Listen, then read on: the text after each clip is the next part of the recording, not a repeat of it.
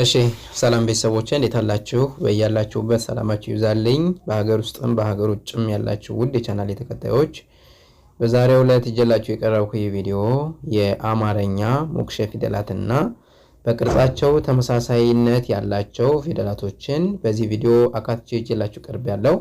እናንተ ቪዲዮውን እስከ መጨረሻ በማየት እንዲሁም ደግሞ ደጋግማችሁ በማየት በዚህ ቪዲዮ ትማሩበታላችሁ ወይም ደግሞ ታውቁበታላችሁ በማለት ይህንን ቪዲዮ አዘጋጅቼላችኋለሁ። ስለዚህ ቪዲዮውን ከወደዳችሁት ላይክ፣ ሼር እንዲሁም ሰብስክራይብ በማድረግ ለመላው ዓለም ተደራሽ እንዲሆንና መማር እየፈለጉ ነገር ግን የትምህርት እድል ያላገኙ ውድ ቤተሰቦቻችን ዜጎቻችን መማር እንዲችሉ ይህንን ቪዲዮ እንድታደርሷቸው ለማለት እወዳለሁ። ከዚህ በመቀጠል በውስጥ መስመር ገብታችሁ መማር ለምትፈልጉ ቪዲዮ ላይ ባስቀመጥነው ስልካችን በኢሞ፣ በቴሌግራም፣ በዋትስአፕ እንዲሁም በሌሎች ሶሻል ሚዲያዎች ላይ በመደወል በኦንላይን ትምህርታችሁን መማር እንደምትችሉ መከታተል እንደምትችሉ ለመግለጽ ፈልጋለሁ። ያልገባችሁ ካለ ደግሞ ኮሜንት ሴክሽን ላይ በመጻፍ ያልገባችሁን ጥያቄ መጠየቅ ትችላላችሁ ማለት ነው። ቀጥታ ወደ ትምህርቱ አመራለሁ። አብራችሁ ይቆዩ። ሀ ሁ ሂ ሃ ሄ ህ ሆ። እደግመዋለሁ። ሃ ሁ ሂ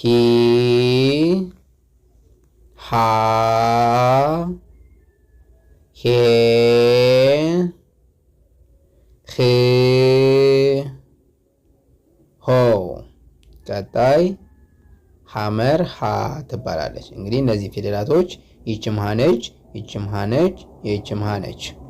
ሁሉም እነዚህ ሶስቶቹም ሃ ይባላሉ። ሃ ሐመር ሀሌታ ሃ ሐመር ሃ ብዙሃኑ ሃ ይባላሉ። ስለዚህ እነዚህን ሃዎች እያንዳንዳቸው ሞክሼ ማለት በመጠሪያቸው ወይንም በስማቸው ተመሳሳይ የሆኑ ነገር ግን ደግሞ በቅርጻቸው የተለያዩ ማለት ነው። እነዚህን ፊደላቶች እያንዳንዳቸውን መያዝ ይኖርብናል ማለት ነው። እቺ ሐመር ሃ ትባላለች። ሃ ሁ ሂ ሃ ሄ ህ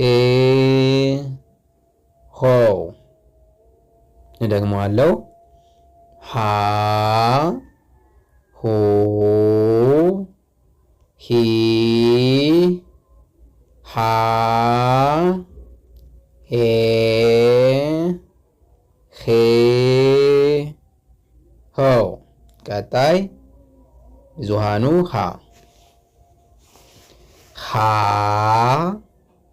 ሁ ሂ ሃ ሄ ህ ሆ። ደግሞአለው። ሃ ሁ ሂ ሃ ሄ ህ ሆ። ቀጣይ ሰ ሰ ሱ ሲ ሳ ሴ ስ ሶ። እደግመዋለሁ። ሰ ሱ ሲ ሳ ሴ ስ ሶ። ቀጣይ ይችኛዋ ደግሞ ምን ትባላለች? ይችኛዋ ንጉሱ ሰ፣ ይቺ ደግሞ ሳቱ ሰ፣ ይችም ሰ ነች ማለት ነው። በሌላ አባባል ሰ ሱ ሲ ሳ ሴ ስ ሶ። እደግመዋለሁ። ሰ ሱ ሲ ሳ ሴ ስ ሶ። እሺ ቀጣይ ይቺ አልፋው አ ይችኛው ደግሞ አይኑ አ ይባላሉ። አ ኦ ኢ አ ኤ እ ኦ። ደግሞ አለው አ ኡ ኢ አ ኤ እ ኦ። እሺ ቀጣይ ይችኛዋ ማን ትባላለች? አይኑ አ አ ኡ ኢ አ ኤ እ ኦ። ደግሞ አለው አ ኡ ኢ አ ኤ እ ኦ። ቀጣይ ይች ጸሎቱ ጸ ትባላለች። ይችኛዋ ደግሞ ፀሐዩ ጸ። መጠሪያቸው እንግዲህ እያንዳንዳቸው። እሺ ጸ ጹ ጺ ጻ ጼ ጽ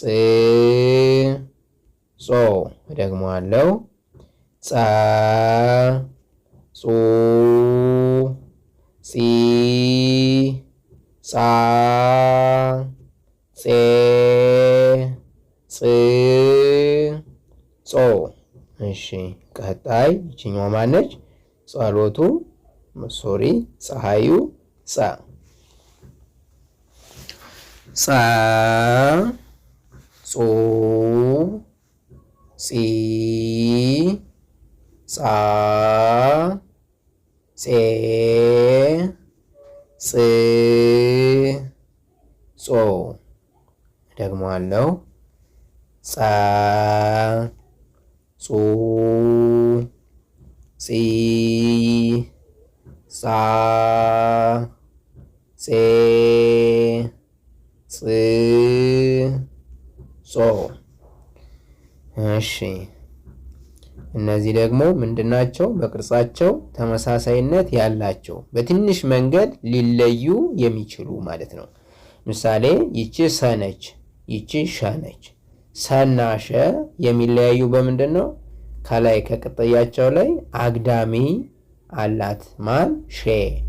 ሰ የምንላት የላት። በዚህ ብቻ ነው የሚለየው። ሌላው ተመሳሳይነት ቅርጽ አላቸው ማለት ነው። ልዩነታቸው ምንድን ነው? ከላይ ላይ ከጭንቅላታቸው ላይ ሸ የምንላት አግዳሚ አላት፣ ሰ የምንላት የላት ማለት ነው። እሺ ሰ ሱ ሲ ሳ ሴ ስ ሶ። እንግዲህ ይችንን አያችሁ። ሶሪ ይችን የሰን አያችኋት። ቀጣይ ደግሞ የሸን። አሁን ሸን ስናያት ሸና ሰ ሉክ በደንብ ተመልከቷቸው ልዩነታቸውን። ከላይ አግዳሚ ስለሌላት ብቻ ነው ልዩነቷ እንጂ ሰና ሸ ምንድን ናቸው? ተመሳሳይ ናቸው ማለት ነው። ሸ ሹ ሺ ሻ ሼ ሽ ሾ። ልብ በሉ ከላይ አግዳሚዋን ብናነሳት ከሰ ጋር ተመሳሳይ ናት። ከሶ ጋር ሾ ከሶ ጋር ሽ ከሰ ጋር ሼ ከሴ ጋር ሻ ከሳ ጋር አሁንም ሲ ከሺ ሹ ከሱ ሰ ከሸ ተመሳሳይ ናቸው። ነገር ግን ልዩነታቸው ምንድን ነው? ከላይ ጭንቅላታቸው ላይ ጭንቅላቷ ላይ ያለው የሸ አግዳሚ ብቻ። እሺ ቀጣይ በና ቨን እንመልከት። በና ቨ አሁን እቺ ከላይ ያለችው አግዳሚ ብትነሳ በና ቨ ምንድናቸው? ተመሳሳይነት ቅርጽ አላቸው ማለት ነው። ተመሳሳይነት ቅርጽ አላቸው። በደንብ ተመልከቷቸው። በ ቡ ቢ ባ ቤ ቤ ቦ። አሁን ያንዳንዳቸው ከበ እስከ ቦ ያልናቸውን አሁንም ከበ እስከ ቮ ስንጠራቸው ቅርጻቸውን በደንብ ይዩልኝ። ይቺ ከዚች ጋር፣ ይችኛውም ከዚችኛው ጋር፣ ይችኛውም ከዚችኛው ጋር፣ ይችን ብናነሳት ተመሳሳይ ናቸው ከሁሉም ጋር ማለት ነው። ከሁሉም ጋር ምንድናቸው? ተመሳሳይ ናቸው። ቨ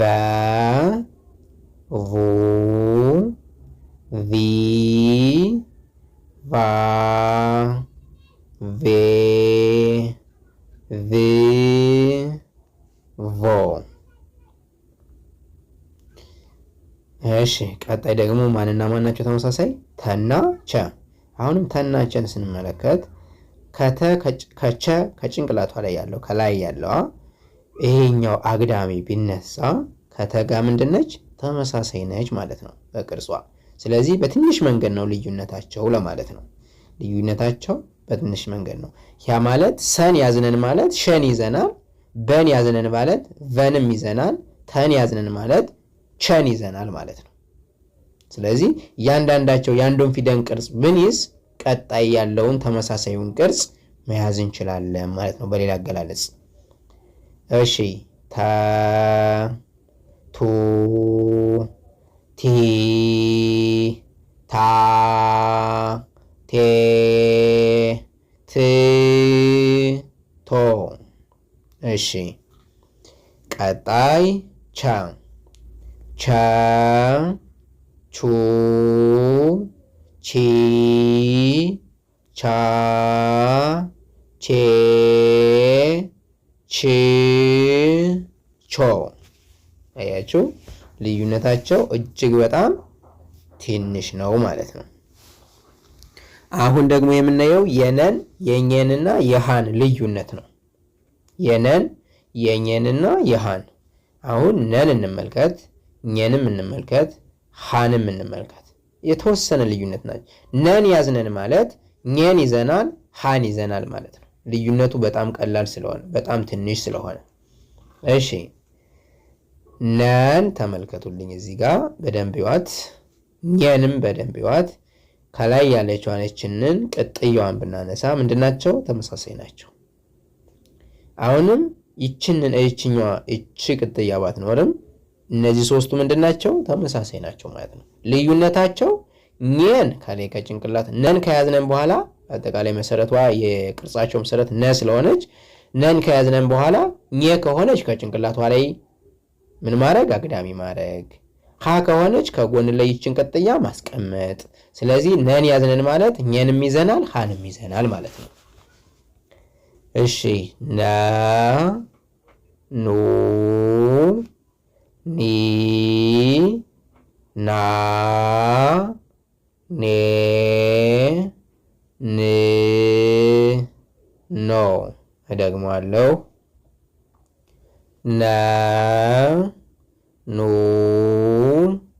ኒ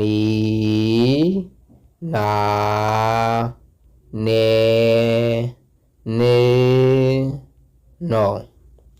እሺ ቀጣይ ኘ ኘ ኙ ኚ ኛ ኜ ኝ ኞ።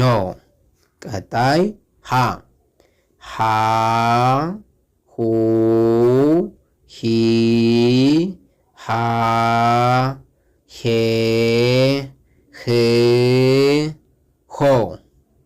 እሺ አሁን ደግሞ ቀጣይዋ ማነች? ከንና ኸን ደግሞ እናያለን። ከንና ኸን። አሁን ከንና ኸን ስናይ ከን በደንብ ተመልከቷት፣ ኸንን በደንብ ተመልከቷት። ልዩነታቸው እቺ አግዳሚዋ ነች። በቃ ሌላ ምንም አይነት ልዩነት የላቸው። እችን ብናነሳ ይቺ ከዚህ ጋር ተመሳሳይ ናት። ይቺ ከዚህ ጋር ተመሳሳይ ናት። ይቺ ከዚህ ጋር ተመሳሳይ ናት። ይቺም ከዚህ ጋር ተመሳሳይ፣ ይቺም ከዚህ፣ ይቺም ከዚህ፣ ይቺም ከዚህ ጋር ተመሳሳይ ናቸው ማለት ነው። ልዩነታቸው ምንድነው? ይቺ አግዳሚ ናት። ስለዚህ ልዩነታቸው እጅግ በጣም ትንሽ ነው ማለት ነው። ከን ያዝነን ማለት ኸንም ይዘናል ማለት ነው። በአጠቃላይ አሁን እዚህ ጋር የሚጠቅመን ለምንድን ነው? ቅርጻቸውን እንዴት አድርገን እያንዳንዳቸው በአጭር ጊዜ ሸምድደን እንያዛቸው የሚለውን ከዚሁ ጋር መያዝ ይኖርባችኋል ማለት ነው። ከ ኮ ኪ ካ ኬ ክ ኮ ኮ። እሺ እዚህ ጋር ሀ ሁ ሂ ሃ ሄ ህ ሆ። እሺ አሁን ደግሞ የምናየው የዘንና የዠን ልዩነት ነው። ዘን በደንብ ተመልከቱ። ይቺ ዘ ትባላለች፣ ይቺ ዠ ትባላለች። ዘን ያዝነን ማለት ዠን ይዘናል ማለት ነው። ለምን?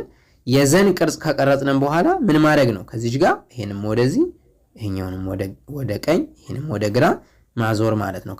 ከታች ወይስ ከላይ? ከላይ። ሌላው ምንም ልዩነት የለው። የሚቀጠሉት ቅጥያ ኖርማል ቅጥያዎች ተመሳሳይ ናቸው። ስለዚህ በዚሁ መንገድ አድርገን ልዩነታቸውን እናያቸዋለን ማለት ነው። ዛ ዙ ዚ ዛ ዜ ዝ ዞ።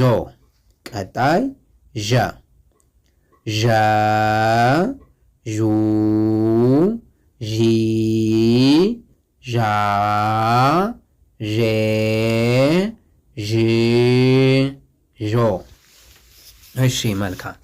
አሁን ደግሞ እዚህ ጋር የምታዩዋቸው ደንና ጀን፣ ደንና ጀ። ደን በደንብ ይዋት፣ ጀንም በደንብ ተመልከቷትና ልዩነታቸው ምንድነው? ይችንን አግዳሚ ከላይ ማስቀመጥ ብቻ ነው ልዩነቱ። ስለዚህ ደን ያዝነን ማለት ጀንም እንይዛለን ማለት ነው። ደን ከያዝናት ሚቀለንን እንግዲህ ደን ሚቀለን ከሆነ ደን እንሸመድድና ጀን ምን ማድረግ ነው? ከደ ላይ ምን ማድረግ? አግዳሚ አግዳሚ እየጨመርነን መሄድ ማለት ነው። ሌላ ምንም ልዩነት የለውም። ደ ዱ ዲ ዳ ዴ ድ ዶ። እሺ እዚህ ጋር ማነች? ጀ ጀ ጁ ጂ ጃ ጄ ጅ ጆ። እሺ ቀጣይ የጠንና የጨን ልዩነት ደግሞ እንያቸው። ጠና ጨ ልዩነታቸው ምንድነው?